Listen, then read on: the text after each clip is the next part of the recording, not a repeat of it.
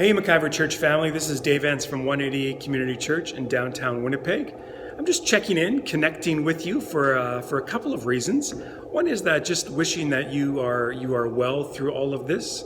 No question, we're in a strange time and having to adapt and adjust and all those kinds of things. And I hope that you as a church family are doing well, that you as individuals are doing well. For us as a church family, as a church community, McIver has a special place. And so from our community to yours, we're praying that there's a wellness within you, that you have a sense of God's presence through this time, that you know that you're not alone as you journey through this, and that the words that we so easily speak about trusting God and relying on His goodness and recognizing that even in the worst situations, God can bring about something good, that those words would come to life in new and profound ways.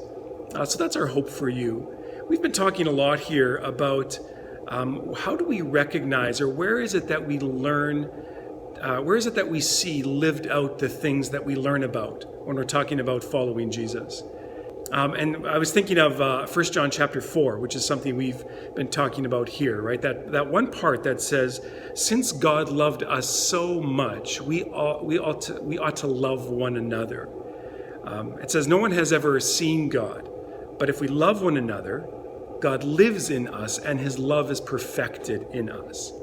And to me, that captures that sense, that idea, right? That it's not only about saying and knowing that God is love, but when we live it out, we actually help others to see what God's love looks like when we live that out among each other. And so there's all these beautiful things that we talk about forgiveness and love and generosity and grace and mercy and all these things. And they're good ideas, but I don't think it's until we actually see them live that we fully understand them. The other reason I bring that up is because I think it's fair to say that we have experienced we have some gratitude for the things that we've experienced coming from you as a church community.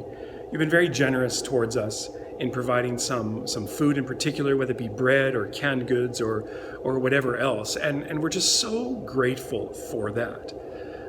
When we talk about God as a generous God and a God who gives freely, again, that's language we can use easily, but it's not until it's lived out that it becomes more real. And we're seeing it lived out through you. And so we just want to say thank you.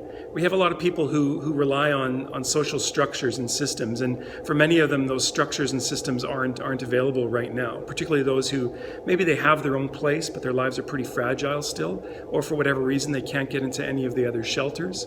And so for us to have the means by which to provide them with food and other supplies it's just a tremendous help. And so we want to say thank you. We're grateful as a church community, and it helps us to recognize that even as we spend time downtown here with people, that we're not alone in this.